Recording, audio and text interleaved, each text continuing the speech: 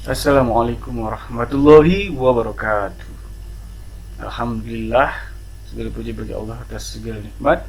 Allahumma sholli ala Sayyidina Muhammad wa ala ali Muhammad. Mudah-mudahan kita termasuk manusia yang mendapatkan syafaatnya di hari kemudian.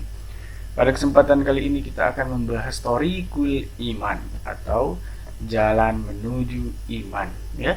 Iman yang tak tergoyahkan, kokoh, kuat, lebih dari karang di lautan, kira-kira seperti itu. Oke, baik, pada kesempatan kali ini kita akan menetapkan target. Kita harus paham setelah melihat kajian ini apa sih perbedaan yakin dan percaya. Apakah kita dalam berislam itu cukup sekedar percaya atau harus yakin, ya. Kemudian yakin 100% dengan rukun iman, ya. Rukun iman kita ada 6. Nanti kita akan buktikan satu persatu, karena dalam berislam itu harus dengan pembuktian baru kemudian kita menjalankan Islam dengan ikhlas, ya. Kemudian konsekuensi tidak beriman itu seperti apa dan konsekuensi beriman seperti apa. Target amalannya adalah setelah membahas kajian ini, mendengarkan kajian ini, kita akan menjadi orang yang sami'na wa ata'na. Kita akan dengar dan taat kepada hukum-hukum Allah, kita akan taat pada hukum syariat. Oke, pertama kita akan membahas perbedaan antara percaya dan yakin. Dan kita sebagai orang Islam hendaknya percaya, hendaknya kita yakin, tidak sekedar percaya. Diulangi, hendaknya kita yakin, tidak sekedar percaya. Oke, baik. Di sini ada satu cerita agar kita memahami perbedaan yakin dengan percaya. Contoh nih, ada si A anak kos dan si B anak kos. Kemudian ada bapak penjual kedai. Jadi si A pergi ke kedai untuk membeli gula 1 kg. Gula 1 kg. Sampai dia di kedai, dia beli sama bapak itu, "Pak, beli gula 1 kg. Itu nak sudah dibungkus. Berapa harganya, Pak?" Zaman sekarang gula mahal, 18.000 1 kg, zaman corona. Mudah-mudahan corona segera hilang. 18.000. Kemudian dia pulang ke kos, jumpa dengan si B di kos. "Apa itu, A?" Kan ditanya oleh si B, si A menjawab, "Ini gula 1 kg. Maka si B mempertanyakan, "Kau yakin gak itu gula 1 kg? Maka si A berpikir, "Iya pula ya, bapak itu kan baik, bapak itu pasti menimbang dengan benar." Seperti itu. Nah, kalau hanya seperti itu levelnya masih yakin. Levelnya masih percaya. Maka untuk mewujudkan yakin harus dibuktikan. Maka si A mengambil 5 buah timbangan. Dia timbang ke timbangan pertama itu tepat 1 kg, ketimbangan kedua tepat 1 kg, dan seterusnya sampai ke timbangan kelima itu tepat 1 kg. Nah, kemudian ketika dia ketemu dengan B kembali, B, aku yakin ini 1 kg. Loh, kenapa begitu? Karena sudah aku buktikan dengan mata kepalaku sendiri dan secara berulang, maka aku yakin ini 1 kg. Jadi berbeda antara percaya dengan yakin. Kalau yakin itu dengan pembuktian, kalau percaya ini hanya sekedar mendapatkan informasi tanpa pembuktian. Maka dalam Islam itu harusnya kita sampai ke level yakin. Seperti itu, harus sampai ke level yakin. Jadi iman itu adalah keyakinan yang bersifat pasti 100% tanpa ada keraguan, seperti itu, dan sesuai dengan realita yang ada dan dapat dibuktikan. Ini yang perlu, dapat dibuktikan dengan dalil akli maupun akli, seperti itu. Oke, baik, kita akan masuk ke yang pertama. Kita hendaknya menampilkan bukti-bukti, kita bisa menyampaikan bukti-bukti kepada objek-objek dakwah kita bahwa pencipta ada, ya. Untuk itu kita akan memainkan akal kita, karena akal kita ini dianugerahkan untuk berpikir, ya. Di samping akal berfungsi untuk membeda-bedakan mana yang benar, mana yang salah. Kemudian fungsi akal yang lain adalah untuk meraih keimanan dengan pembuktian yang dilakukan oleh akal. Oke, coba lihat. Ini ada gambar Kita sama-sama tahu ini adalah sepeda motor. Jika kita dikasih sebuah pertanyaan, apakah sepeda motor ini ada dengan sendirinya? Maka jawaban kita tidak mungkin ada dengan sendirinya. Pasti ada yang membuat. Siapa yang membuat? Pabrik, seperti itu. Ya. Begitu juga dengan bumi ini. Ketika kita bertanya atau diberi pertanyaan, apakah bumi ini ada dengan sendirinya? Maka itu tidak mungkin ada dengan sendirinya. Pasti ada yang mengadakannya. Pasti ada yang menciptakannya. Nah, akal kita yang berpikir akan mampu menyimpulkan bahwa ada sang pencipta. Seperti itu. Atau contoh di sekitar kita, misalnya rumah kita, kemudian kita pertanyakan apakah rumah ini ada dengan sendirinya? Maka jawabannya tidak mungkin. Pasti ada yang membuat. Siapa yang membuat? Tukang. Tidak mungkin rumah itu terbangun dengan sendirinya. Pasti ada yang krit, pasti ada yang susun, namanya tukang.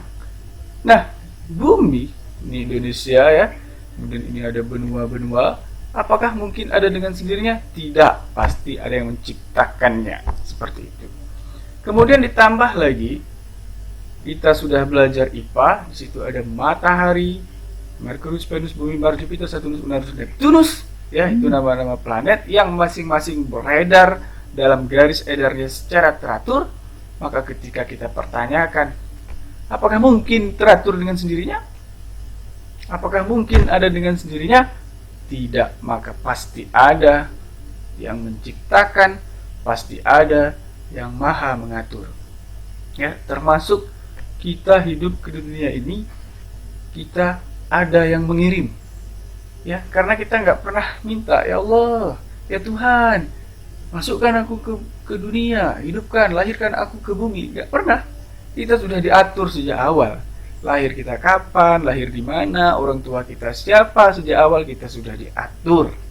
Ya, kalau kita hidup nggak mau menggunakan aturan sang pencipta, kacau lah kita ketika kita mati. Kita akan kemudian terikat dengan sanksi-sanksi yang ada. Maka jangan sok menjadi manusia, tidak mau diatur, padahal sejak awal sudah diatur. Tidak bisa memilih orang tua siapa, kaya atau miskin, tidak bisa memilih. Maka harusnya kita sadar.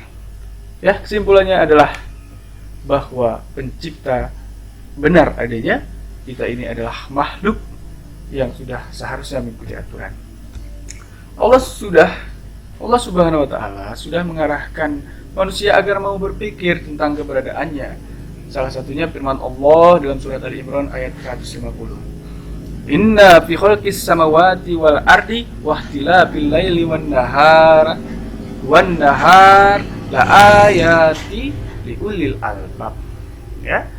Sesungguhnya dalam penciptaan langit dan bumi dan silih bergantinya malam dan siang terdapat tanda-tanda bagi orang-orang yang berakal. Jadi Al-Quran sudah menginstruksikan kita untuk kemudian berpikir tentang keberadaan Allah Subhanahu wa taala.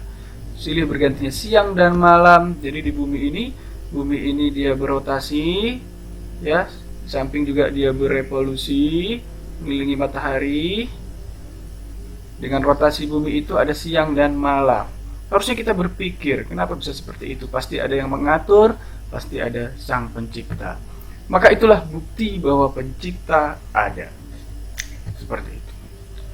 Nah, jadi banyak agama yang mengakui adanya pencipta. Kali ini kita membahas agama Islam. Ketika kita ingin mendapatkan informasi dari sebuah agama, maka kita harus mengecek apa sumber informasinya. Dalam hal ini, sumber informasinya adalah kitab suci agama masing-masing. Nah, kebetulan kita membahas agama Islam, maka kita akan mengambil dan membahas kitab suci Al-Quran sebagai sumber informasi agama Islam. Dimana kalau agama lain ada kitab-kitab lain, itu menjadi informasinya. Nah, kita akan membahas kitab Al-Quran. Ya, karena semua agama mengatakan, kalau Islam mengatakan pencipta itu adalah Allah Subhanahu wa taala. Kalau Kristen mengatakan pencipta itu adalah Yesus, dan seterusnya. Kalau agama yang lain ada yang mengatakan pencipta itu adalah patung Buddha dan lain sebagainya. Tergantung agama masing-masing. Maka pertanyaannya mana yang benar? Yang benar mana? Maka kita harus membuktikan kebenaran sebuah kitab. Hari ini dalam kajian ini akan dibuktikan kebenaran Al-Quran itu benar-benar berasal dari Sang Pencipta yang dimaksudkan, yang Maha Esa. Oke? Untuk membuktikan kebenaran Al-Quran, ya, sehingga kita yakin tanpa ragu Al-Quran itu dari Sang Pencipta, maka kita cek dulu fakta Al-Quran tersebut. Fakta Al-Quran tersebut, dan ini tidak bisa dibantah oleh siapa saja, baik orang Indonesia, orang Jawa, orang Batak, orang Cina, orang Inggris, Amerika, Brazil, dan lain sebagainya. Semuanya tidak bisa membantah bahwa Al-Quran itu adalah berbahasa Arab. Fakta Al-Quran itu adalah berbahasa Arab. Ini tidak bisa dibantah. Ya, dengan demikian kemungkinan yang muncul terkait Al-Quran itu ada 3 kemungkinan. Yang pertama, Al-Quran itu dibuat oleh orang Arab karena faktanya memang berbahasa Arab, bukan berbahasa Gayo, Jawa, Aceh, bukan, atau Batak. Yang kedua, Al-Quran dibuat oleh yang membawanya. Kemungkinan yang kedua, yaitu Nabi Muhammad SAW. Kemungkinan yang ketiga, Al-Quran berasal dari Sang Pencipta. Oke, kita cek satu-satu. Apakah kemudian Al-Quran itu dibuat oleh orang Arab? Maka jawabannya tidak. Kenapa? Karena ketika Al-Quran turun dulu, orang Arab itu sudah protes-protes, ya, nggak percaya. Nah, ketika kita misalnya cek surat Al-Baqarah ayat 2, A'udzubillahi minasyaitonirrajim, ya, Dzalikal kitabula raiba fihi hudal lil muttaqin. Inilah kitab, ya, Dzalikal kitabula raiba fihi, di dalamnya itu tidak ada keraguan bagi orang-orang yang muttaqin. Jadi di awal Al-Quran sudah mengatakan kitab ini paling benar, nggak ada keraguan di dalamnya. Inilah kitab yang paling benar. Bagi orang yang baru mendengar bisa saja muncul keraguan di dalam hatinya. Benar ya? Masa iya gitu kan? Maka harus dibuktikan bahwa Al-Quran itu benar-benar benar. Seperti itu. Bagaimana cara membuktikannya? Jadi di dalam surat Al-Baqarah tadi, kemudian di ayat ke-23, ya, dikatakan, Allah mengatakan, kalau sekiranya masih ada keraguan di dalam diri kamu, maka buatlah satu surat yang serupa Al-Quran. Jadi Allah menantang siapa saja untuk membuat satu surat serupa Al-Quran kalau ragu dengan kebenaran Al-Quran. Ya. Mungkin sebelum pembahasan ini kita pun akan ragu ketika dipertanyakan seperti itu. Tapi Allah menantang siapa-siapa saja yang ragu, buatlah satu surat yang serupa, ajak semua penolongmu dari kalangan mana saja, ajak saja untuk membuatnya. Orang Arab ditantang pada saat itu karena mereka ragu dengan kebenaran Al-Quran. Tapi akhirnya mereka tidak bisa membuatnya. Mereka hanya mencoba mengarang sesuatu hal yang biasa, ya, sesuatu hal yang terjadi. Misalnya bunyi kodok seperti ini, kodok itu, kodok ini. Itu sesuatu yang biasa. Sedangkan Al-Quran itu cerita future, masa depan, ya, hal-hal yang akan kita tempuh di masa depan. Kemudian cerita past tense, masa yang lalu. Al-Quran menceritakan itu semua. Dan sebuah atau fakta-fakta yang terjadi dalam kehidupan kita, itu Al-Quran menceritakannya, bukan hal-hal yang biasa saja, tidak. Sehingga kesimpulannya orang Arab saja pun tidak mampu membuat serupa Al-Quran. Allah juga menegaskan dalam Al-Baqarah ayat selanjutnya, ayat 24, ya, kamu tidak akan sanggup membuat serupa Al-Quran. Jika kamu tidak sanggup, dan kamu pasti tidak akan sanggup membuat serupa Al-Quran, maka seharusnya kita berpikir, ya, kita harusnya tunduk. Siapapun sejak turunnya Al-Quran sampai hari ini tidak mampu membuat serupa Al-Quran, seharusnya akal kita ini tunduk akan kebenaran Al-Quran, dan kita meyakini kebenaran Al-Quran. Ya, orang Arab tidak mampu membuat hal yang serupa. Jadi kemungkinan Al-Quran dibuat oleh orang Arab ini adalah salah, tidak mungkin, karena orang Arab sendiri pun tidak mampu membuat yang serupa. Yang kedua, apakah Al-Quran itu dibuat oleh Nabi Muhammad karena beliau yang menyampaikannya? Ini juga tidak, ya. Ini juga tidak, karena gaya bahasa Al-Quran dengan gaya bahasa hadis itu berbeda. Kalau di Arab itu misalnya ada 100 orang ahli nulis, ahli ngarang, maka Nabi Muhammad tidak termasuk ke dalam ahli itu, ya, ahli apa namanya, penulis lah seperti itu, ya. Tidak, bahkan Nabi Muhammad di awal-awal ummi, tidak bisa baca tulis, ya. Kalau orang paling jago nulis pun di Arab tidak bisa membuat Al-Quran, apalagi Nabi Muhammad Sallallahu Alaihi Wasallam, beliau juga tidak bisa membuat Al-Quran. Ada tuduhan kepada Nabi Muhammad itu nyontek dari seseorang Jaber namanya, tapi padahal Jaber itu bukan bahasa Arab yang dia ungkapkan, sedangkan Nabi Muhammad mengungkap dalam bahasa Arab. Jadi kemungkinan yang pas adalah Al-Quran berasal dari Sang Pencipta. Kalau masih ada ragu, silahkan jawab tentang Al-Quran untuk buat satu surat yang serupa, atau 10 ayat, atau 1 ayat. Maka sampai hari ini tidak ada yang mampu membuat serupa Al-Quran yang menceritakan sesuatu yang goib di masa depan, baik ketika kita hidup atau setelah mati, dan menceritakan masa lalu. Al-Quran itu sumber informasi bagi orang Islam yang dapat dibuktikan kebenarannya, dan kemungkinan ketiga ini adalah kemungkinan yang paling benar. Oke, jadi sampai di sini kita sudah yakin bahwa Al-Quran berasal dari Allah Subhanahu wa Ta'ala. Berarti apapun yang disampaikan oleh Al-Quran adalah sebuah realita, adalah sebuah kebenaran yang akan kita hadapi nanti di kemudian yang akan datang. Oke, pertama, kita tadi sudah meyakini adanya pencipta. Kedua, kita meyakini bahwa Al-Quran berasal dari Sang Pencipta. Berarti apapun yang disampaikan oleh Al-Quran adalah sebuah kebenaran.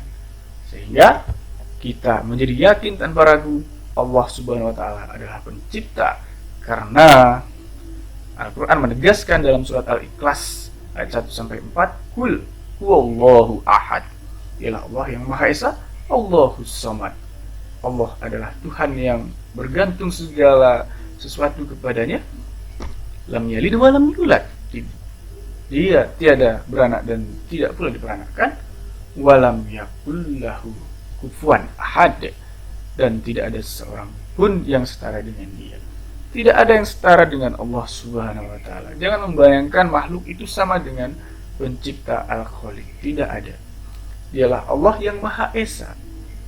Jadi Al-Quran menegaskan bahwa pencipta itu dikenal dengan Allah Subhanahu wa Ta'ala, atau dengan nama-nama yang lain, di mana Allah memiliki Asmaul Husna. Misalnya, ya kan, dalam surat Ar-Rahman, Ar-Rahman 'allamal Qur'an, khalaqal insan, 'allamahul bayan, as-samsu wal qamaru bihusban wa najmu was-sajaru yasjudan, dan seterusnya. Tuhan yang Maha Pemurah yang telah mengajarkan Al-Quran, Dia menciptakan manusia.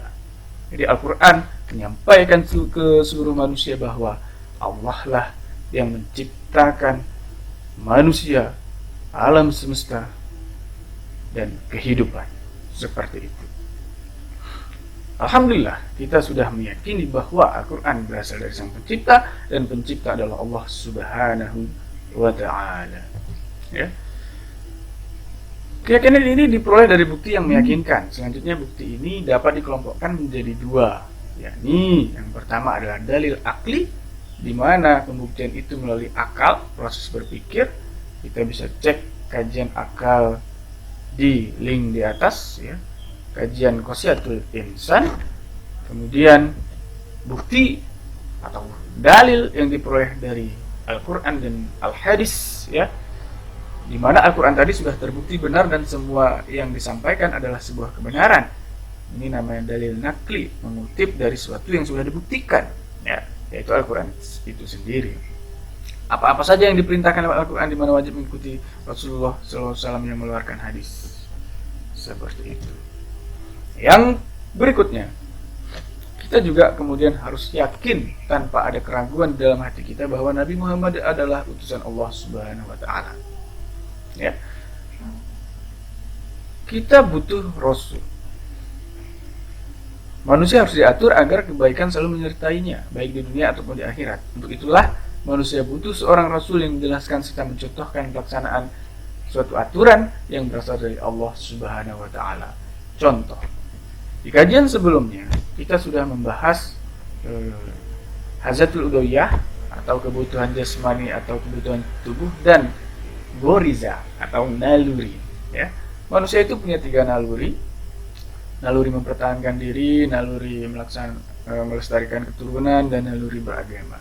Contoh misalnya manusia itu bangkit naluri melestarikan keturunannya, maka dia ingin mendekati wanita, dia tertarik dengan wanita. Ya, bagaimana cara memenuhi keinginan naluri tersebut? Allah sudah menetapkan aturannya, dan itu dicontohkan oleh Rasulullah. Rasulullah mencontohkan dengan cara akad nikah, ya, dan seperangkat aturan tentang kehidupan rumah tangga. Contoh lain bukti kita butuh Rasul, Allah memerintahkan kita aqimus sholah, dirikanlah sholat. Tapi bagaimana cara sholat? Maka Rasul mencontohkan hal itu, mencontohkan bagaimana menyembah pencipta, mencontohkan atau menyampaikan, mengubah penyembahan terhadap makhluk menjadi penyembahan terhadap pencipta yang sebenarnya. Mencontohkan dengan sholat, dimulai dengan takbir dan diakhiri oleh salam, dengan merujuk kepada hadis-hadis yang disampaikan oleh Rasulullah. Kita butuh Rasul menjadi suri teladan kita. Laqad kana lakum fi Rasulillahi uswatun hasanah. Jadi sudah ada suri teladan di dalam diri Rasulullah, itu sudah ada suri teladan yang memang harus kita ikuti. Kita butuh Rasul, kita butuh penjelasan dari Rasul. Jadi Nabi Muhammad yang membawa sebuah kitab tadi, kitab Al-Quran yang sudah terbukti benar, dan ini berarti Nabi Muhammad juga adalah benar-benar utusan Allah Subhanahu wa Ta'ala. Inilah buktinya. Jadi di sini kita memaparkan bukti-bukti kebenaran Islam sehingga menjadi level yakin, tidak sekedar level percaya. Selanjutnya, yakin tanpa ragu adanya malaikat, kitab, para nabi, dan hari kiamat. Ya, para nabi dan hari kiamat. Dan ini semua disampaikan di dalam Al-Quran yang sudah terbukti benar tadi. Adanya malaikat yang menyampaikan wahyu, kitab-kitab terdahulu, Taurat, Zabur, Injil, ya. Kemudian ada para nabi terdahulu, Nabi Adam, dan Idris, Nuh, Saleh, Ibrahim, dan seterusnya. Dan ada hari akhir atau hari kiamat, di mana meliputi nanti ada yaumil hisab, ya, padang mahsyar, yaumil mahsyar, padang mahsyar, dihisab. Kemudian nanti manusia itu akan ditimbang. Ada yang timbangannya lebih berat kebaikannya, ada yang lebih berat keburukannya, ada yang sama. Ya, itu namanya semuanya yakin kepada hari kiamat. Kemudian yakin tanpa ragu dengan keputusan dan ketetapan Allah Subhanahu wa Ta'ala atau kodo kodar. Ya, kodo dan kodar. Ini adalah rukun iman yang keenam, kodo dan kodar. Apa kodo? Kodo adalah segala sesuatu kejadian yang manusia tidak ada andil di dalamnya, dan ini murni ketetapan Allah atau takdir Allah. Contoh, Allah memutuskan, ya, menciptakan manusia, itu kodo Allah. Bentuknya berbentuk sempurna, bertangan 2, bermata 2, berindra 5, bukan 6. Hidup di dunia, ini adalah kode Allah, di mana manusia tidak ada andil dalam kejadian tersebut. Kodar itu apa? Kodar itu adalah khosiat yang ada dalam suatu ciptaan.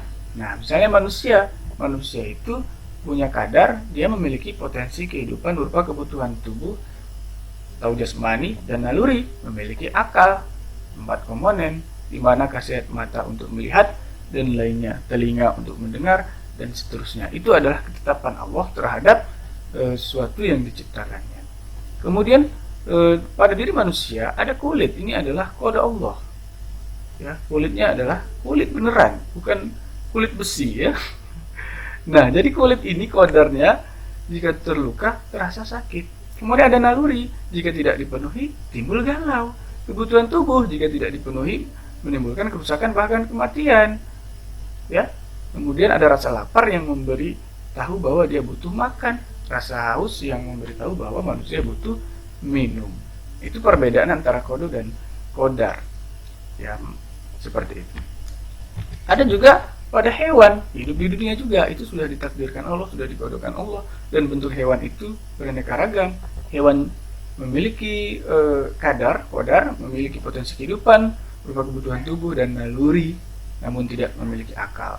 Ada juga benda misalnya api, ini adalah qadarnya membakar.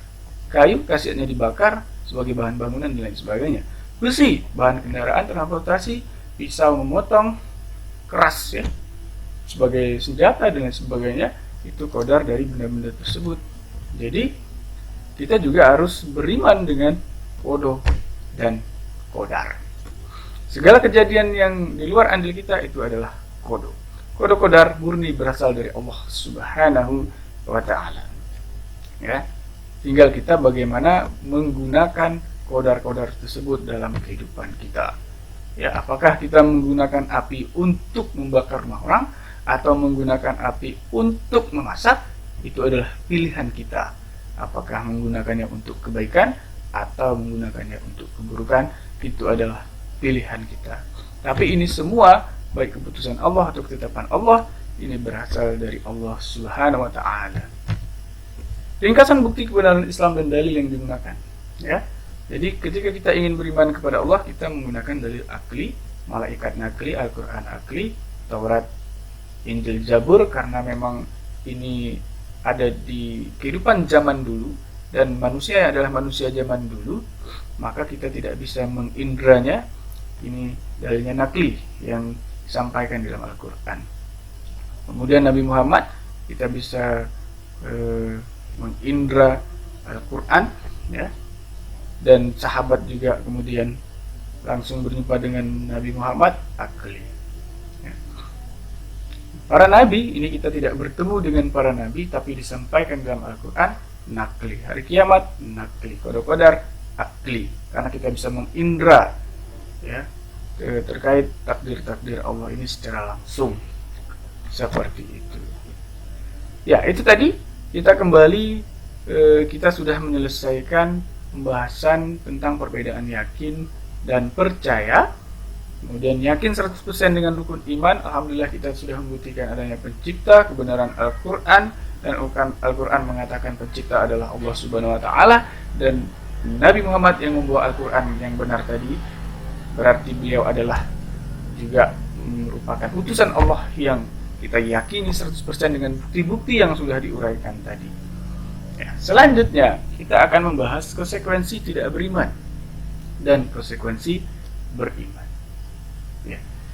Setelah pembahasan ini, kita semestinya sudah memiliki keyakinan, keimanan yang kuat, tidak sekedar percaya atau ikut-ikutan dengan agama Islam ini, tapi karena memang akal kita sudah tunduk, hati kita sudah tunduk, kita mengambil Islam ini sebagai jalan hidup kita, dan kita meyakini semua rukun iman yang disampaikan oleh Allah Subhanahu wa taala dan Rasulnya, ya. Meskipun banyak hal lagi yang kemudian harus kita imani. Kalau ulama kemudian menyimpulkan ada rukun sebanyak 6 yang memang kita harus mengimaninya. Ya, iman kepada Allah, iman pada malaikat, kitab, rasul, nabi, ya, kemudian hari kiamat dan qada qadar. Tapi ada hal yang lain yang disampaikan oleh Al-Quran, ini juga kita harus imani. Ya, rukun itu minimal, gitu ya. Segala sesuatu yang disampaikan oleh Al-Quran itu juga harus kita imani. Misalnya adanya jin, ya, kita harus mengimani, kita harus yakin, karena memang Al-Quran tadi sudah terbukti benar bahwa jin itu ada, maka kita harus imani. Sihir itu ada, maka kita harus imani. Iblis itu ada, maka kita harus imani. Apalagi yang disampaikan oleh Al-Quran, semua yang disampaikan oleh Al-Quran kita harus imani. Setan juga disampaikan dalam Al-Quran, ya. Innahu lakum adu mubin, sungguhnya setan itu adalah musuh yang nyata. Kita harus iman gitu. Pada kesempatan lain kita akan membahas khusus setan, agar kita tidak kalah dengan setan. Kita harus menang dari setan, karena setan adalah musuh yang nyata. Oke, baik, kita lanjutkan konsekuensi tidak beriman, ya, dan konsekuensi beriman. Jadi ketika nanti sudah hari kiamat, maka manusia akan dihisab. Terkait orang Islam, maka ada 3 kondisi hisabnya di hari yaumil hisab nanti. Yang pertama, lebih berat timbangan kebaikannya. Ketika ditimbang, ya, kebaikan lebih berat daripada keburukan, maka tempatnya adalah di surga. Kemudian yang kedua, lebih ringan timbangan kebaikannya, artinya keburukannya lebih berat, neraka sampai waktu yang ditentukan. Ya, masuk neraka dulu sampai waktu yang ditentukan. Ya. Kemudian sama berat kebaikan dengan keburukan, mereka menjadi ashabul a'raf sampai waktu yang ditentukan, terserah Allah. Ini adalah kondisi orang-orang beriman, ya, bukan orang-orang yang tidak beriman. Dalam surat Al-A'raf kita bacakan artinya, dan di antara keduanya penghuni surga dan neraka ada batas, dan di atas A'raf itu ada orang-orang yang mengenal masing-masing dari 2 golongan itu dengan tanda-tanda mereka, dan mereka menyuruh penduduk surga, salamun alaikum. Mereka belum lagi memasukinya, sedang mereka ingin segera memasukinya. Dan apabila pandangan mereka dialihkan ke arah penghuni neraka, mereka berkata, ya Tuhan kami, janganlah Engkau tempatkan kami bersama orang-orang zalim itu. Ini adalah kondisi yang ketiga tadi. Ya, mereka berada di antara dinding surga dan neraka. Maka kita harus mengupayakan timbangan kebaikan kita itu lebih berat dengan amalan-amalan baik dan menghilangkan amalan-amalan melanggar syariat. Seperti itu. Nah, konsekuensi beriman ketika mati tidak membawa iman, ya. Itu tadi dengan iman. Orang yang beriman akan ditimbang. Kalau orang yang mati tanpa iman, konsekuensinya adalah amal kebaikan tidak ditimbang. Jadi yang timbang itu hanya orang beriman. Orang tidak beriman tidak ditimbang. Amal-amal yang banyak hilang seperti debu yang ditiupkan, masuk ke dalam neraka, kekal di dalamnya. Jadi memang setiap orang yang beriman, orang Islam yang beriman, pasti masuk ke dalam surga. Tapi tidak ada jaminan dia tidak singgah dulu ke neraka. Bisa jadi dia singgah karena amalan keburukannya lebih berat setelah ditimbang tadi. Bisa jadi tertunda karena sama antara amal keburukan dan kebaikan. Bisa jadi tertunda. Tapi kalau tidak bawa iman, orang kafir, tidak membawa iman, tidak ditimbang. Misalnya dia membantu orang banyak dalam kegiatan sosial, banyak amalnya, itu seperti debu yang terbangan, habis, ada lagi. Mereka masuk dalam neraka dan kekal di dalamnya. Salah satu ayat yang menyatakan ini adalah waqadimna ila ma amilu min amalin faja'alnahu haba'an mansura. Dan kami hadapi segala amal yang mereka kerjakan, lalu kami jadikan amal itu bagaikan debu yang berterbangan. Ini maksudnya adalah orang-orang kafir, orang-orang yang mati tanpa iman, segala amalnya itu seperti debu yang berterbangan. Ya, nah itulah efek tidak beriman. Memang tidak ada paksaan masuk Islam, tapi ketika mati dia kekal dalam neraka. Seperti itu. Konsekuensi beriman maka terikat dengan hukum syariat. Nah, seperti yang dinyatakan dalam surat An-Nisa ayat 65. Fala wa rabbika la yu'minuna hatta yuhaqqimuka fima sajara bainahum summa la yajidu fi anfusihim harajan mimma qadaita wa yusallimu taslima. Artinya, maka demi Tuhanmu, mereka pada hakikatnya tidak beriman hingga mereka menjadikan kamu hakim terhadap perkara yang mereka perselisihkan. Kemudian mereka tidak merasa dalam hati mereka suatu keberatan terhadap keputusan yang kamu berikan, dan mereka menerima dengan sepenuhnya. Jadi seperti itu. Ketika kita sudah memiliki keimanan yang kuat, maka konsekuensinya adalah terikat dengan hukum syariat. Jangan sampai kita mendapat label Islam KTP, di KTP saja Islamnya, tapi tidak diakui Allah kita sebagai orang yang beriman. Inilah indikator orang beriman. Dia menjadikan Rasulullah sebagai hakim terhadap segala sesuatu yang diperselisihkan. Misalnya bagi harta waris, ya, laki-laki 2 bagian, wanita 1 bagian, jangan diprotes. Kalau seorang wanita memprotes itu bagi adil misalnya katanya, berarti dipertanyakan imannya. Padahal itu sudah diputuskan oleh Allah dan Rasulnya. Tidak ada berat di dalam hati, ikhlas, ridho, menerima dengan sepenuhnya. Itulah konsekuensi beriman. Ya. Kemudian dalil yang menyatakan kita harus mengikuti Rasul juga, hadis-hadis Rasul adalah apa yang diberikan Rasul kepadamu maka terimalah, dan apa yang dilarangnya bagimu maka tinggalkanlah, dan bertakwalah kepada Allah, sesungguhnya Allah amat keras hukumnya. Al-Hasyr ayat 7. Inilah dalil di mana kita harus mengikuti Rasulullah. Di samping ada di dalam surat Al-Ahzab, ya, laqad kana lakum fi Rasulillahi uswatun hasanah. Seperti itu. Ya. Alhamdulillah kita sudah menyelesaikan 4 poin. Yang pertama tadi yakin dan percaya. Iman itu adalah yakin 100% tanpa keraguan, yang sesuai dengan realita dan dapat dibuktikan sesuai dengan dalil. Kemudian konsekuensi tidak beriman adalah amalnya tidak ditimbang, masuk neraka dan kekal di dalamnya. Konsekuensi beriman di hidup di dunia adalah maka harus terikat dengan hukum syariat, harus terikat dengan hukum syariat secara kafah. Mana Allah dalam surat Al-Baqarah ayat 208 menyeru manusia, ya ayyuhalladzina amanu dkhulu fis-silmi kaffah wala tattabi'u khutuwatis syaitan innahu lakum aduwwun mubin. Seperti itu. Jadi ketika kita sudah beriman, kita harus masuk ke dalam Islam secara kafah. Hai orang-orang yang beriman, masuklah kamu ke dalam Islam secara kafah, total. Wala tattabi'u khutuwatis syaitan, dan janganlah ikuti langkah-langkah setan.